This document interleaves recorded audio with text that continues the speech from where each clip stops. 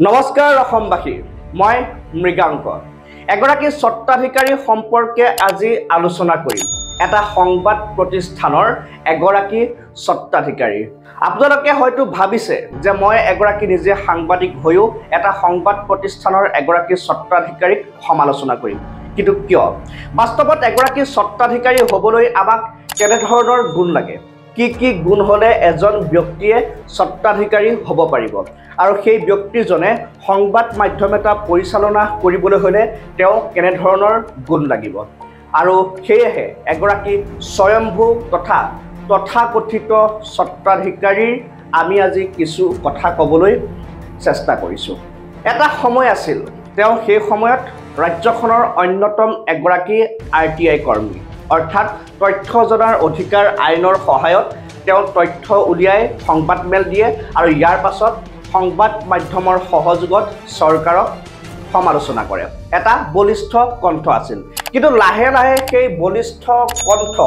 marriage master কণ্ঠলৈ ৰূপান্তৰিত হ'ল যি সংবাদ মাধ্যমে তেওঁক সমাজত পৰিচয় দিলে এতিয়া তেনে ধৰণৰ এটা সংবাদ প্ৰতিষ্ঠান তেওঁ নিজে গঢ় দিলে ভাল কথা এগৰাকী অসমীয়া ব্যক্তিয়ে এটা সংবাদ প্ৰতিষ্ঠান খুলিলে বহু শিক্ষিত যুৱক যুৱতীয়ে সংবাদ কৰ্মীয়ে তেওঁ সংবাদ প্ৰতিষ্ঠানটোৰ কৰ্মচাৰী হ'ল অৰ্থাৎ বহু সংবাদ কৰ্মীক তেওঁ সংস্থাপন দিলে যাৰ কাৰণে তেওঁক আমি ধন্যবাদ জ্ঞাপন কৰিছোঁ কিন্তু সময় পৰিৱৰ্তন হৈছে সীমা চেৰাই গৈছে স্বত্বাধিকাৰীগৰাকীয়ে স্বত্বাধিকাৰীজনে বিভিন্ন সময়ত কৰ্মচাৰীক মানসিক হাৰাশাস্তি কৰাৰ অভিযোগ উত্থাপন হৈছে পৰিস্থিতি ইমানেই বেয়া পৰ্যায় পাইছেগৈ যে এইজন স্বয়ম্ভূৰ স্বত্বাধিকাৰীৰ চেনেলত কৰ্মৰত সতীৰ্থ সাংবাদিকসকলক জন্তুৰ দৰে ব্যৱহাৰ কৰা হৈছে হয় আপুনি ঠিকেই শুনিছে জন্তুৰ দৰে ব্যৱহাৰ কৰা হৈছে একাংশ সংবাদকৰ্মী নিমাত সকলো নিমাত কোনেও একো ক'ব নোৱাৰে কাৰণ সকলোৰে বাবে চাকৰিটো ইম্পৰ্টেণ্ট অৰ্থাৎ চাকৰিটো নহ'লে পৰিয়াল নচলে চাকৰিটো নহ'লে নিজৰ জীৱনটো পৰিচালনা কৰিব নোৱাৰে আৰু সেয়েহে জন্তুৰ দৰে কাম কৰিবলগীয়া হৈছে ৰাজ্যখনৰ এটা সংবাদ প্ৰতিষ্ঠানত RTI তথা ব্লেকমেইলিঙৰ টকাৰে সংবাদ প্ৰতিষ্ঠান জন্ম দিয়া এইগৰাকী স্বত্বাধিকাৰীয়ে ইমানেই বেয়া অৱস্থালৈ গৈছে যে তেওঁ সংবাদ কৰ্মীসকল বা সেই সংবাদ প্ৰতিষ্ঠানটোত কৰ্মৰত লোকসকলক শাৰীৰিকভাৱে আক্ৰমণো কৰিছে নিজৰ প্ৰতিষ্ঠানটোতে একাংশ কৰ্মচাৰী হতুৱাই অন্য একাংশ কৰ্মচাৰীক টাৰ্গেট কৰি মানসিকভাৱে হাৰাশাস্তি কৰাৰ লগতে শাৰীৰিকভাৱে আক্ৰমণ কৰিবলৈ বাধ্য কৰাইছে এইগৰাকী স্বয়ম্ভূ মালিকে আমি মালিক বুলি ক'বলৈ এওঁক লাজ পাইছোঁ কাৰণ আমি সংবাদ কৰ্মী ঘটনাবোৰ হৈছে এনে ধৰণৰ আজি দুটা দিনৰ আগৰ কথা সংবাদ প্ৰতিষ্ঠানটোত সন্ধিয়া ভাগত টক শ্ব' আৰম্ভ হ'ল তাৰ বাবে নিমন্ত্ৰিত অতিথি আহিলে যাক আমি গেষ্ট হিচাপে অভিহিত কৰোঁ গেষ্ট আহিছে ইয়াৰ পৰৱৰ্তী পৰ্যায়ত যিসমূহ তেওঁৰ কৰ্মচাৰী থাকে তেওঁলোকে চাহ দিয়ে প্ৰতিষ্ঠানটোত ইমানেই এটা বেয়া পৰ্যায় পালেগৈ যে ৰিচিপশ্যনিষ্টে চাহ বনাব লাগে অন্য হাতেদি চাহ কৰা কোনো লোক থাকিলেও ৰিচিপশ্যনিষ্টে চাহ কৰাটো প্ৰতিষ্ঠানটোত বাধ্যতামূলক য'ত নেকি ৰিচিপশ্যনিষ্টে চাহ বনাই সহযোগ কৰিছে তাৰ বাবে আমি ৰিচিপশ্যনিষ্টগৰাকীক ধন্যবাদ জ্ঞাপন কৰিছোঁ বা নিজৰ কৰ্মৰত প্ৰতিষ্ঠানটোৰ বাবে আন্তৰিকতা থকাৰ বাবে তেওঁ যিটো ডেজিগনেশ্যন সেয়া পাহৰি তেওঁ চাহ বনাই চাহ বিলাবলৈ গৈছে এইখিনি কৰ্মচাৰীৰ মাজত মিলা প্ৰীতি থাকিব লাগিব বা থাকে এইখিনিলৈকে সকলো ঠিকে আছে সন্ধিয়া টক শ্ব' শেষ হোৱাৰ লগে লগে ৰিচিপশ্যনিষ্টগৰাকীলৈ নিৰ্দেশ আহিল মালিক পক্ষৰ পৰা যে তেওঁ চাহ কৰিব লাগে মালিক পক্ষৰ নিৰ্দেশ অনুযায়ী ৰিচিপশ্যনিষ্টগৰাকীয়ে চাহ কৰিবলৈ গ'ল আৰু চাহ কৰা পৰৱৰ্তী পৰ্যায়ত যিগৰাকীয়ে প্ৰকৃত চাহ কৰা ল'ৰা বা যিগৰাকীয়ে চাহ অফিচত বনায় বা কৰ্মচাৰীসকলক দিয়ে তেওঁ চাহ বনাবলৈ আহিল ৰিচিপশ্যনিষ্টগৰাকীক GM অৰ্থাৎ জেনেৰেল মেনেজাৰ বা মহাপ্ৰবন্ধকজনে কল কৰি এটা চাবি বা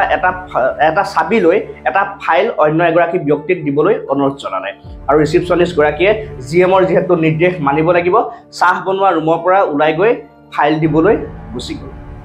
আৰু ইয়াৰ পৰৱৰ্তী পৰ্যায়তে যিগৰাকী চাহ বনোৱা যুৱক সেই যুৱকজনে চাহ নিদিয়াৰ অভিযোগ উত্থাপন হ'ল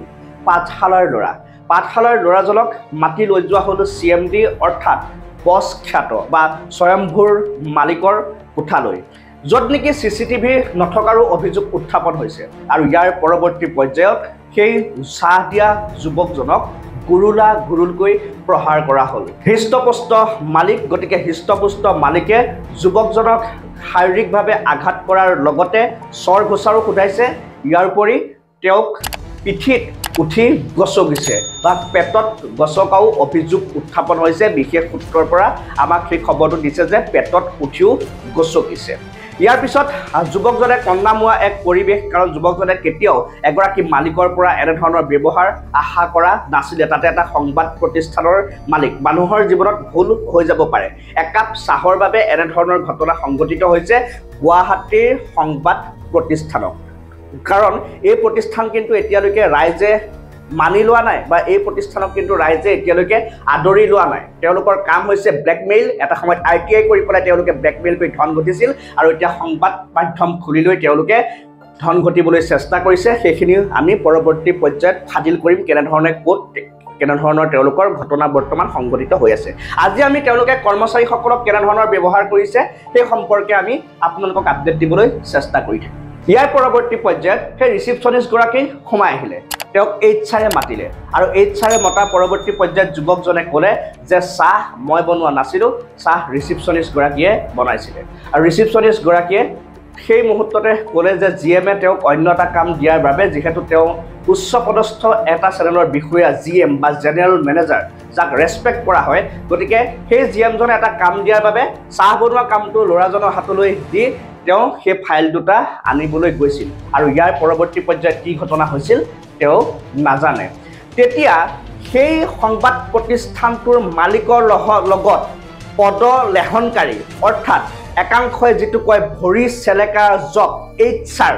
যিজন HR আছিলে এগৰাকী HR এটা সংবাদ প্ৰতিষ্ঠানত কাম কি তেওঁ কৰ্মচাৰীসকলক নিয়ন্ত্ৰণ কৰা কৰ্মচাৰীয়ে ছুটি কেনেকৈ লৈছে কৰ্মচাৰীয়ে কেনে ধৰণৰ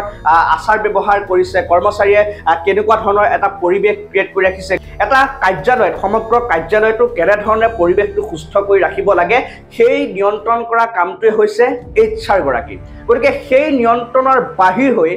HR গৰাকীয়ে মালিক পক্ষক তৈলমৰ্দন কৰিবৰ বাবে সেই মুহূৰ্ততে মালিক পক্ষৰ সন্মুখতে অৰ্থাৎ স্বত্বাধিকাৰীৰ সন্মুখতে কৈ উঠিল যুৱকজনক যিগৰাকী যুৱকক কেবিনৰ ভিতৰত অৰ্থাৎ CMD ৰুমত গুৰুলা গুৰুলকৈ প্ৰহাৰ কৰা হ'ল সেই যুৱকজনক কৈ উঠিল যে তোৰ গাতটো কোনো ধৰণৰ জগৰ নাছিলে গতিকে তই এতিয়া এক মাৰ এক মানে ৰিচিপশ্যনিষ্টক তই মাৰ ল'ৰাজনে মাৰিবলৈ বাধ্য হোৱা নাই HR পুনৰ নিৰ্দেশ এগৰাকী HR তেওঁ ডেজিগনেশ্যন চাব এগৰাকী HR পুনৰ কৈছে যে এই যুৱতীগৰাকীক তুমি প্ৰহাৰ কৰা এগৰাকী HR কাম হৈছে কাৰণ দখুৱা তেওঁ জাননী প্ৰদান কৰিব পাৰে আৰু ইয়াৰ পিছত তেওঁ টাৰ্মিনেট কৰিব পাৰে শাস্তি বিহিব পাৰে যিখিনি অফিচিয়েল শাস্তি হয় সেয়া লাগিলে দৰমহা কৰ্তনে হওক সেয়া লাগিলে কামত পৰা উলিয়াই দিয়া হওক ইত্যাদি বহুখিনি তেওঁ কৰিব পৰাকৈ তেওঁ অধিকাৰ থাকে সেইখিনি তেওঁ কৰিবলৈ যোৱা নাই বা তেওঁ টাৰ্মিনেট কৰিবলৈ যোৱা নাই তেওঁ চৌকছ নটিচ অৰ্থাৎ কাৰণ দখুৱা জাননী প্ৰদান কৰা নাই তেওঁ কৈছে যে তুমি বিনা কাৰণত মাৰ খালা যুৱকজনক কৈছে আৰু তাৰ বাবে তুমি তেওঁক প্ৰহাৰ কৰা অৱশেষত HR নিৰ্দেশমৰ্মে CMD জনৰ কেবিনতে যুৱকজনে যুৱতী গৰাকীৰ গাত হাত উঠালে বা শাৰীৰিকভাৱে অপদস্থ হ'ল আৰু ইয়াৰ পৰৱৰ্তী পৰ্যায়ত ৰিচিপশ্যনিষ্ট গৰাকীয়ে অফিচ এৰি কান্দি কান্দি ভাড়া ৰুমলৈ গুচি আহিলে মৰ্মান্তিক এক ঘটনা আৰু ইয়াৰ পৰৱৰ্তী পৰ্যায়ত পিছদিনাখন দেখিবলৈ পোৱা গ'ল HR গৰাকীয়ে ৰিচিপশ্যনিষ্ট গৰাকীক WhatsApp যি গ্ৰুপৰ পৰা ৰিমভ কৰিলে এগৰাকী কৰ্মচাৰীক এটা চেনেলৰ পৰা উলিয়াই দিবলৈ হ'লে নটিচ দিব লাগিব তেওঁক সময় দিব লাগিব এইখিনি তেওঁলোকে নকৰিলে কেৱল মাত্ৰ WhatsApp গ্ৰুপৰ পৰা ৰিমভ কৰি আজিৰ পৰা কাৰ্যালয়ত থাকিব নালাগে বা এনে ধৰণৰ এটা প্ৰতিক্ৰিয়া তেওঁলোকে সৃষ্টি কৰিলে ইয়াৰ পৰৱৰ্তী পৰ্যায়ৰ কথা কাৰ্যালয়ত মিটিং হয় বিভিন্ন দিশত সাপ্তাহিক 15 দিন বা এমহীয়া মিটিং হয় য'ত নেকি কাৰ্যালয়ত কোনে কেনেধৰণে কাম কৰিছে সকলোৰে ডেডিকেশ্যন সকলো কৰ্মচাৰী আপডেট লোৱা হয় এইটো প্ৰতিটো কাৰ্যালয়তে চলে এখন মিটিং মেনেজমেণ্টৰ লগত অনুষ্ঠিত হয় যিসমূহ আমিও এটা সময়ত কৰিছোঁ কিন্তু ইয়াৰ পৰৱৰ্তী পৰ্যায়ত আমাৰ জিমসমূহত যেনেকুৱা ধৰণৰ নিয়ম থাকে জিমত যেতিয়া আপুনি যায় তেতিয়াহ'লে আপুনি ঘৰত পিন্ধি থকা বা বাহিৰত পিন্ধি যোৱা জোতাযোৰ লৈ আপুনি জিমত সোমাব নোৱাৰে এযোৰ জোতা সুকীয়াকৈ জিমত থৈ দিয়া যায় ঠিক তেনেধৰণে কাৰ্যালয়টোৰ বাহিৰৰ পৰা পিন্ধি যোৱা জোতা বা চেণ্ডেল কাৰ্যালয় চাফ চিকুণ পৰিষ্কাৰ পৰিচ্ছন্নতাৰ বাবে ভিতৰলৈ সোমাই নিব নোৱাৰি তাৰ বাবে এযোৰ পৃথক জোতা বা চেণ্ডেল থাকে কিন্তু ভুলতে এগৰাকী এংকৰে সেই চেণ্ডেলযোৰ পিন্ধি গুচি গ'ল এটা ভুল হৈ যাব পাৰে সামান্য এটা ভুল বাহিৰৰ পৰা পিন্ধি যোৱা চেণ্ডেলযোৰ তেওঁ ভিতৰলৈ ভুলতে পিন্ধি সোমাই গুচি গ'ল এগৰাকী তেওঁ এংকৰ হয়তো তেওঁ সেইকল সময়ত বুলেটিন থাকিব পাৰে হয়তো তেওঁ পেকেজ লিখি থাকিব পাৰে এগৰাকী এংকৰে এটা সংবাদ প্ৰতিষ্ঠানত সকলো কৰিব লাগে এগৰাকী ৰিপৰ্টাৰে যেনে ধৰণে কাম কৰিব লাগে এগৰাকী এংকৰ বা গফিকায়ো সকলোখিনি কৰিব লাগে বুলেটিন প্ৰডিউচাৰো হ'ব লাগে এগৰাকী এংকৰ যদিও বা সেইখিনি কাম তেওঁলোকৰ নহয় কাৰণ কম এমপ্লয় থাকে গতিকে কম এমপ্লয় থকা চেনেল তাত এইখিনি কৰাটো স্বাভাৱিক গতিকে সেই এংকৰগৰাকী হয়তো লৰালৰি হ'ব পাৰে সেয়েহে তেওঁ ভুলতে নিজে পিন্ধি থকা চেণ্ডেলযোৰ অফিচৰ ভিতৰলৈ অৰ্থাৎ বাহিৰত পিন্ধা চেণ্ডেলযোৰ অফিচৰ ভিতৰলৈ পিন্ধি গ'ল আৰু ইয়াৰ পৰৱৰ্তী পৰ্যায়ত সেই এংকৰগৰাকীৰ লগত কেনেধৰণৰ ব্যৱহাৰ কৰা হ'ল আপোনালোকে শুনি আচৰিত হ'ব যিখন কম্পিউটাৰৰ ডেস্ক থাকে সেই ডেস্কৰ ওপৰত চাহ খাবলৈ দিয়া হৈছিল কিন্তু তাত প্লেট নাছিলে সেই এংকৰজনীয়ে খোৱা চাহ কাপৰ তলত তেওঁ পিন্ধি থকা চেণ্ডেলযোৰ পাৰি দিয়া হ'ল ভিডিঅ' কৰিবৰ বাবে মালিক পক্ষৰ তৰফৰ পৰা হেঁচা দিয়া হ'ল যে কেমেৰা লৈ আন ভিডিঅ' কৰ আৰু অৰ্থাৎ তেওঁ ব্যৱহাৰ কৰিছে য'ত নেকি তেওঁ এজন কৰ্মচাৰী সেই প্ৰতিষ্ঠানটোৰ চেণ্ডেলযোৰ ওপৰত কাপ থৈ চাহ খাবলৈ দিয়ে অৰ্থাৎ ডেস্কৰ ওপৰত চেণ্ডেল উঠাই কাপ থৈ চাহ খাবলৈ দিয়া হৈছে এগৰাকী এংকৰক আৰু ইয়াৰ পৰৱৰ্তী পৰ্যায়ত সেই কাপ চাহ খাই অপমানিত হৈ সেই এংকৰগৰাকীয়ে সেই সংবাদ প্ৰতিষ্ঠানটো এৰি গুচি আহিছে এয়াই হৈছে গুৱাহাটী মহানগৰীত একাংশ দালালৰ চেনেলৰ দপদপনি একাংশ দালাল বুলি এই কাৰণেই কৈছোঁ যিগৰাকী স্বত্বাধিকাৰীয়ে এগৰাকী কৰ্মচাৰীক নিজৰ কৰ্মচাৰী হিচাপে জ্ঞান কৰিব নোৱাৰে যিগৰাকী স্বত্বাধিকাৰীয়ে কেৱল অশ্লীল গালি গালাজ পাৰি লৈ একাংশ কৰ্মচাৰীক মানসিকভাৱে অশান্তি যোগায় যিসকল সংবাদ প্ৰতিষ্ঠানৰ একাংশ মালিকে নিজৰ কৰ্মচাৰীসকলক নিজৰ পৰিয়ালৰ দৰে মৰম কৰাৰ সলনি কেৱল মাত্ৰ ভুক্তভোগীলৈ ৰূপান্তৰিত কৰিবলৈ চেষ্টা কৰে বিৰুদ্ধে এতিয়া থিয় দিয়া সময়খিনি সমাগত কোনেও মাত নামাতে কাৰণ সেই সংবাদ প্ৰতিষ্ঠানটোতো এনেধৰণৰ সাংবাদিক আছে যিসকলৰ বাবে দৰমহাটো বহুত মূল্যৱান গুৱাহাটী মহানগৰীত তেওঁলোকৰ ফ্লেটৰ EMI থাকে গাড়ী EMI থাকে পৰিয়াল থাকে নিজৰ সন্তানৰ স্কুলৰ খৰচ থাকে সকলো খৰচ তেওঁলোকে বহন কৰি আছে কেৱল মাত্ৰ এই চাকৰিটোৰ পৰাই যাৰ বাবে নেকি স্বত্বাধিকাৰীয়ে যিমান মানসিক অত্যাচাৰ কৰিলেও কোনো ধৰণৰ প্ৰতিক্ৰিয়া ব্যক্ত কৰিব নোৱাৰে বা সদায় মূৰ তল কৰি থাকিবলগীয়া হয় আৰু এয়াই হৈছে এতিয়া গুৱাহাটী মহানগৰী সংবাদকৰ্মীৰ জীৱন আপুনি শুনি আচৰিত হ'ব কাৰণ যেতিয়াই মাতে তেতিয়াই তেওঁ চাকৰি শেষ আৰু ইয়াৰ পাছত তেওঁ জীৱনটো কি হৈছেতো জানেই এটা চাকৰি ল'বৰ কাৰণে কিমানখিনি কষ্ট কৰিবলগীয়া হয় এয়া কৰাসকলে বুজি পায় এইখিনি এতিয়া গুৱাহাটী মহানগৰীত বাস্তৱ এতিয়া গুৱাহাটী মহানগৰীত একাংশ সংবাদ প্ৰতিষ্ঠানৰ স্বত্বাধিকাৰীয়ে সংবাদ প্ৰতিষ্ঠান এইবাবেই যেন জন্ম দিছে বক্ৰ পথেৰে ধন আহৰণ কৰিব লাগে বক্ৰ পথেৰে ধন আনিব লাগে এটা সময়ত RTI মাৰি ধন অনা হ'ল আৰু ইয়াৰ পৰৱৰ্তী পৰ্যায়ত এতিয়া বহুতেই কয় যে ধন ঘটিবৰ বাবে সংবাদ মাধ্যমক ব্যৱহাৰ কৰিছে এইগৰাকী স্বয়ম্ভূ স্বত্বাধিকাৰীয়ে স্বয়ম্ভূৰ বা তথাকথিত শব্দ এই কাৰণে কৈছোঁ এগৰাকী প্ৰকৃত স্বত্বাধিকাৰীয়ে কেতিয়াও নিজৰ কৰ্মচাৰীক বিশেষকৈ সংবাদকৰ্মীক এনেধৰণে অত্যাচাৰ কেতিয়াও কৰিব নোৱাৰে আৰু এই সংবাদ প্ৰতিষ্ঠানটোত চলিছে এতিয়া কেৱল মাত্ৰ অৰাজকতা সাংবাদিক সংগঠন আছে তেওঁলোকে এই সম্পৰ্কে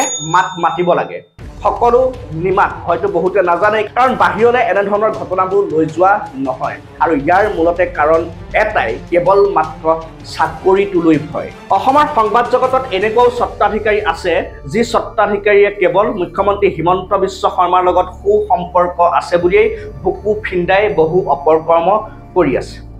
কেৱল মাত্ৰ কথা এটাই যে মুখ্যমন্ত্ৰীৰ লগত আমাৰ ভাল কিন্তু মুখ্যমন্ত্ৰীৰ অজ্ঞাতে এওঁলোকে কি কৰি আছে সেয়া কিন্তু মুখ্যমন্ত্ৰীগৰাকীয়ে চোৱাৰ সময় সমাগত কাৰণ অসমত এতিয়া অৰাজক এটা পৰিৱেশ সৃষ্টি কৰিছে আৰু ইয়াৰ মূলতেই আছে একাংশ ঠিকাদাৰ আৰু ইয়াৰ মূলতেই আছে একাংশ দালাল যি দালালে এতিয়া সংবাদ মাধ্যমক শেষ অস্ত্ৰ হিচাপে লৈছে 50 লাখ 1 কোটি টকা ইনভেষ্ট কৰি এটা সংবাদ প্ৰতিষ্ঠান খুলিছে আৰু ইয়াৰ পৰৱৰ্তী পৰ্যায়ত কেৱল মাত্ৰ আতংক সৃষ্টি কৰিছে যিসকল প্ৰকৃত সাংবাদিক এই প্ৰকৃত সাংবাদিকসকলৰ ইয়াত কোনো ধৰণৰ স্থান নাই কেৱল মাত্ৰ তৈলমৰ্দন কেৱল